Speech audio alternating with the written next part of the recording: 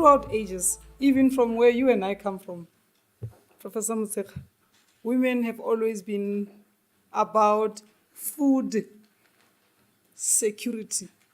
This alien word or name of food importation is really alien. It's alien as alien plants. But we were not going to say because of you men, we are now importing jam.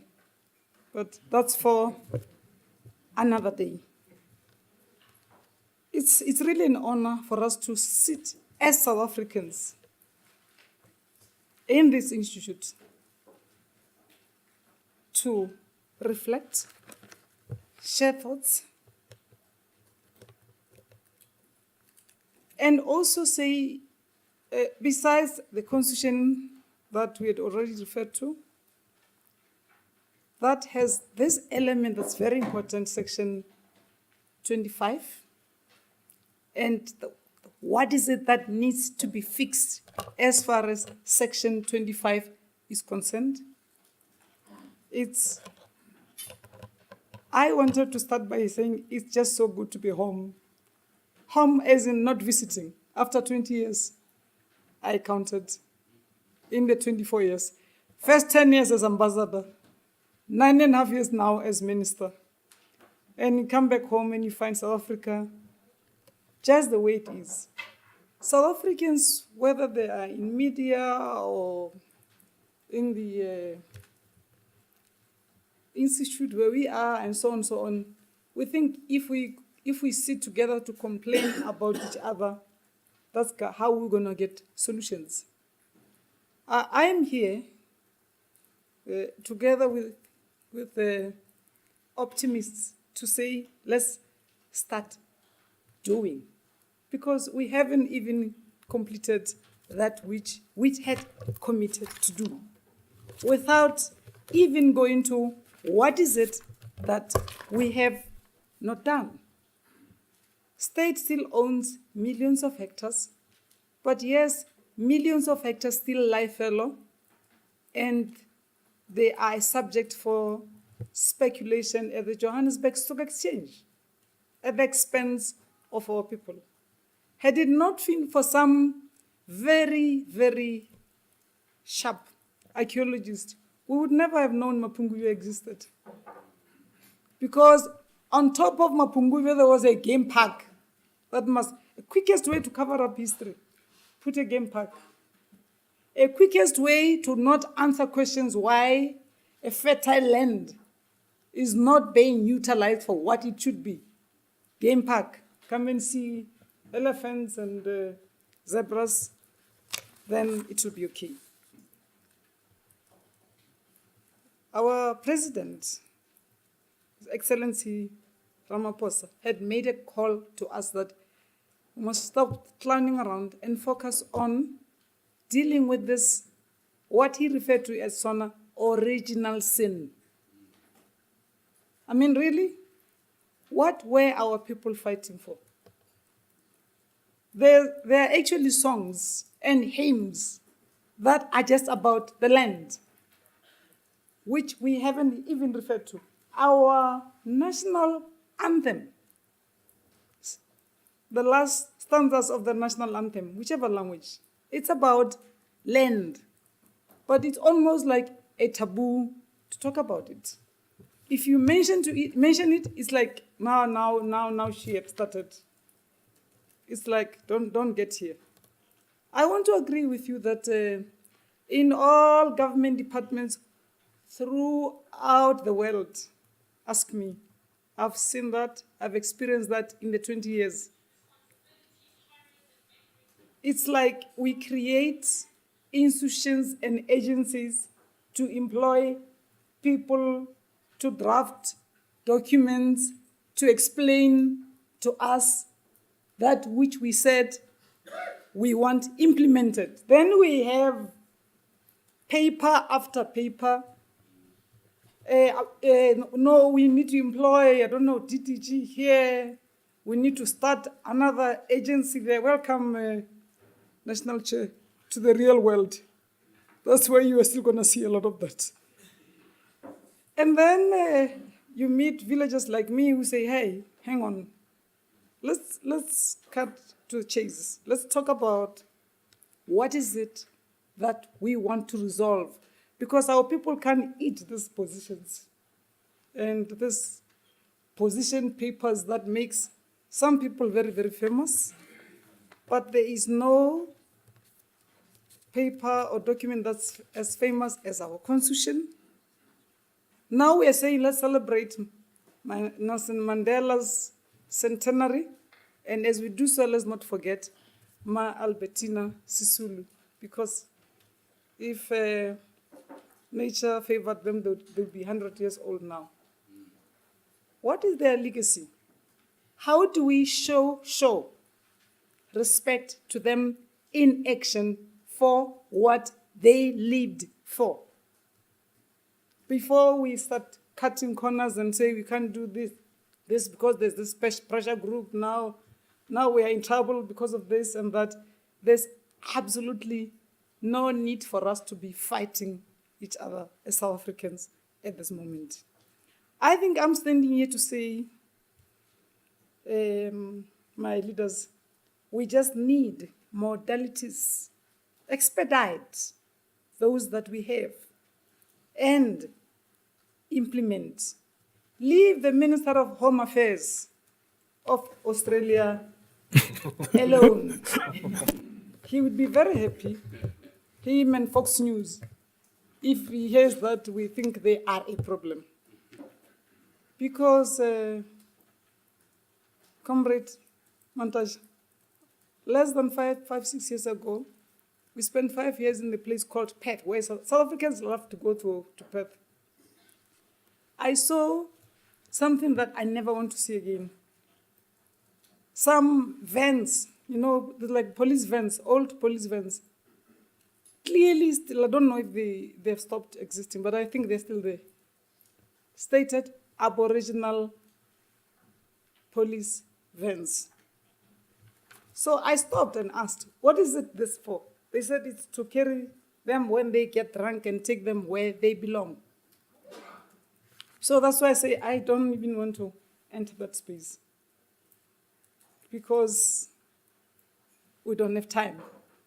We have to have time to focus on modalities to implement that which we have, so that we make the job of the committee lighter, to focus on if there's a need for us to amend some elements of our constitution, particularly Section 25, they do that. But that as a Department of Rural Development and Land Reform, we have enough on our plate as we're sitting here to just keep implementing. There was absolutely nothing, not in the ANC conference and in any other meeting where it said, sit and wait until the committee has finished its work. So we're coming. If we need to expropriate your land, we are going to do that, because it's in the Constitution. It's not something that we're going to create. There are already elements there that says, if you live in Brussels and you are speculating on a piece of land that should feed my children, we can't wait for that. South Africa does not have any other example to follow globally. Not in the neighborhood, not in the continent, not in the world. They are all looking at us.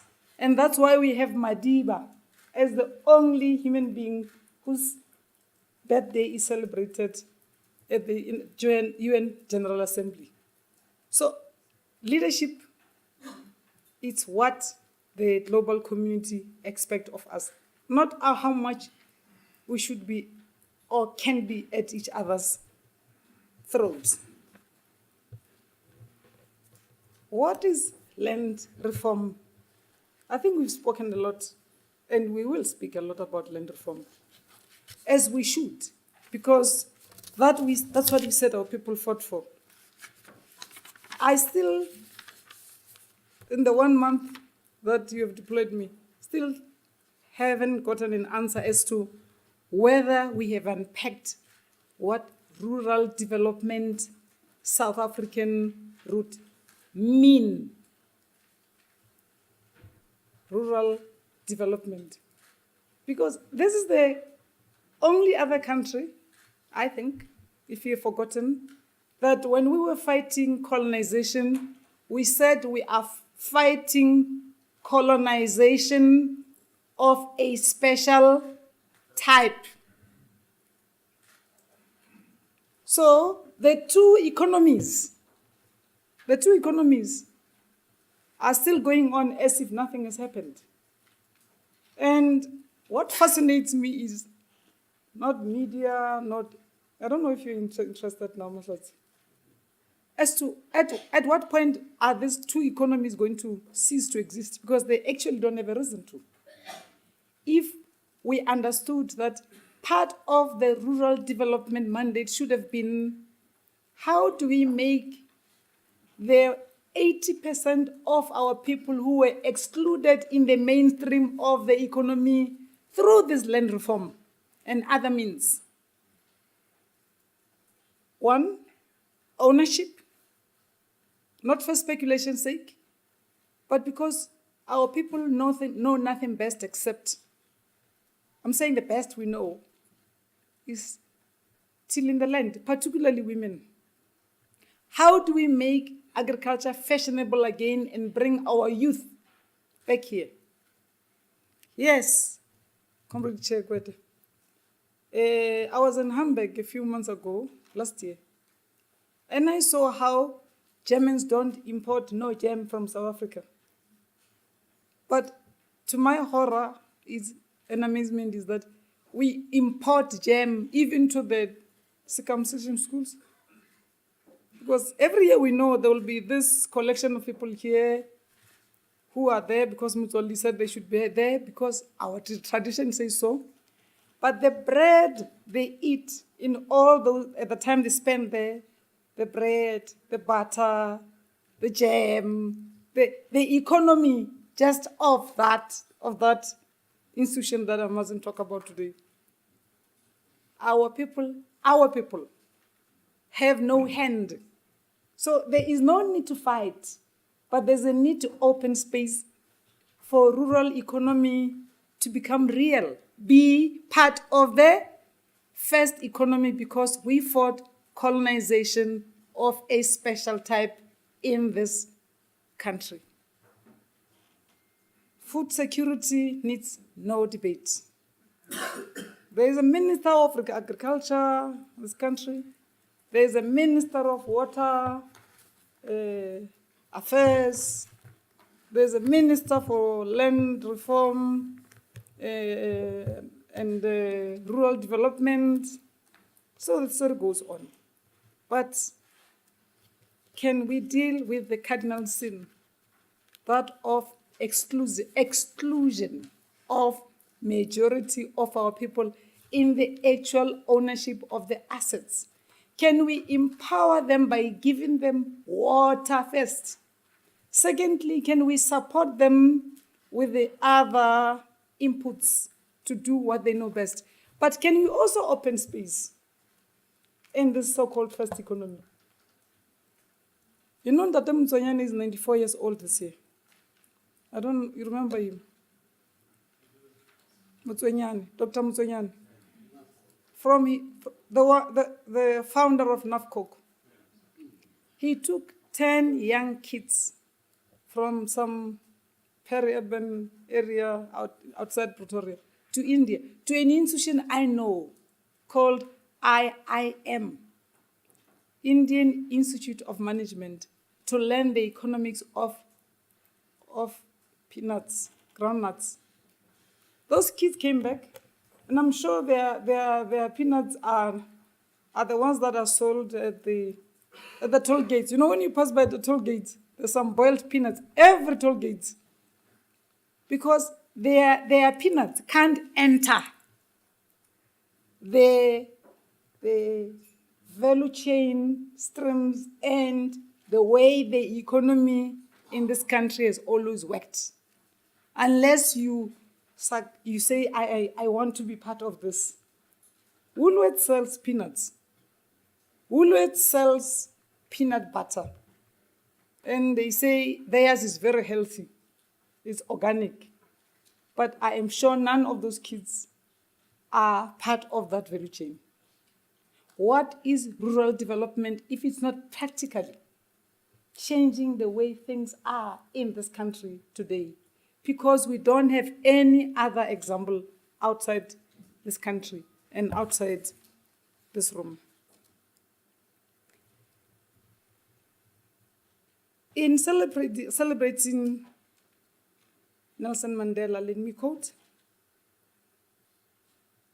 He said, "Covenant to build a society, us, when we adopted our constitution, in which all South Africans, black and white, will be able to walk tall, assured of their inalienable right to human dignity."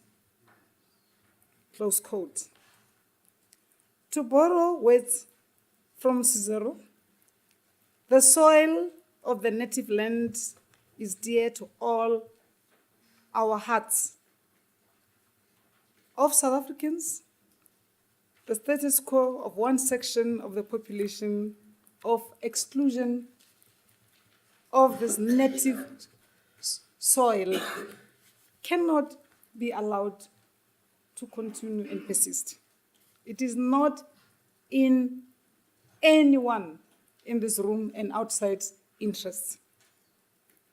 So, in this connection, President Ramaphosa emphasized that our program must be geared to ensuring that all may share in the wealth of our land and have a better life. Stop talking about a better life.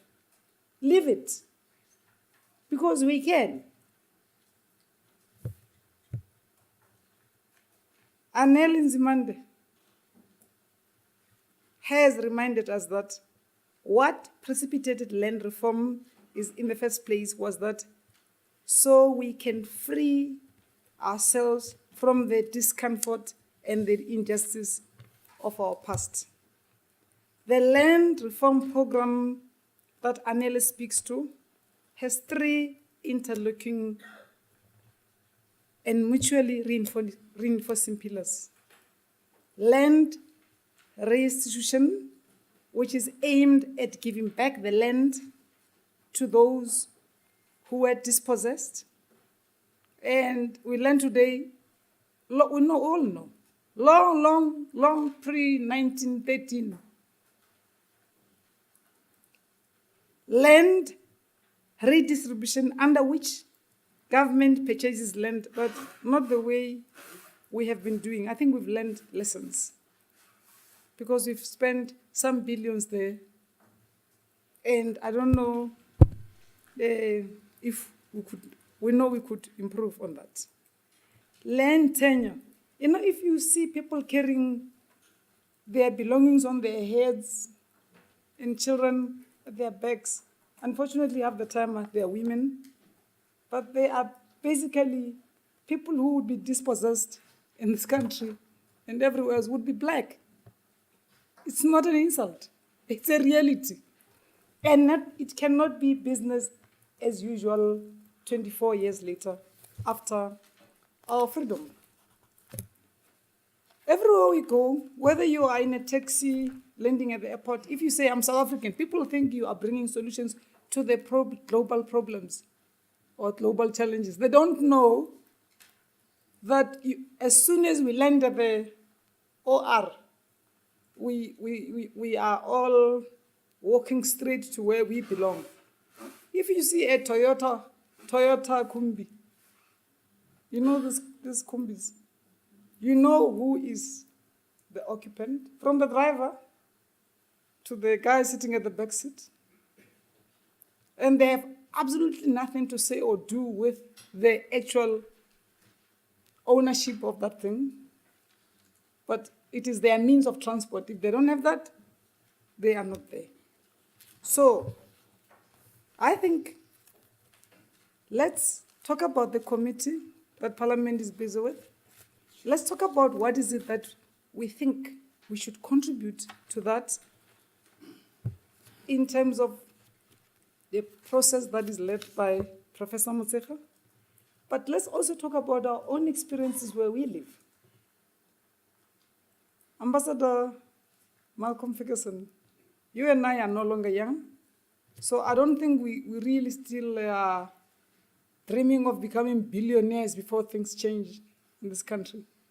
So we owe it to our grandchildren to make them walk straight and with pride, as Madiba has asked of us.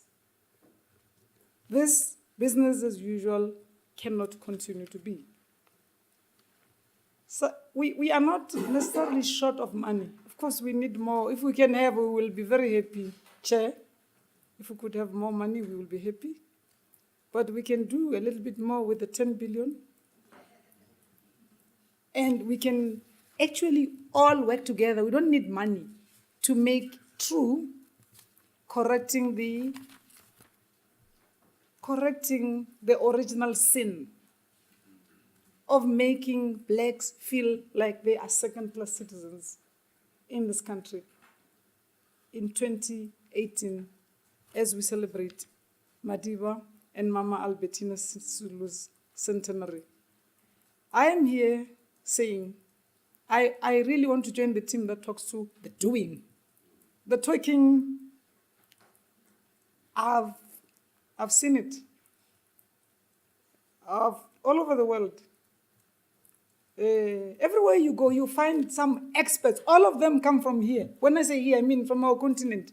An expert in UN this, an expert in that, professor in that thing, and that way. And then we come back, we are still as we were. I mean, this can be stopped. This can be turned around in the name of Rolihlahla Nelson Mandela. Let's get into the mode of doing so that history judges us well. Not what is in this for me, but what contribution can we all make? What becomes headlines in South Africa is how bad we can be to each other, not how we can build this young nation as adults. By the way, if it was not for South Sudan, this will be the youngest state on the African continent. 20 plus something years, we think we should have resolved all the problems. Never happened anyway. But we can move faster because in the 24 years, we have moved. But we can move faster because the means to move it faster in the interest of all of us is there. I would retire back to my seat so that I participate and join the crew that wants to go into the doing. I thank you.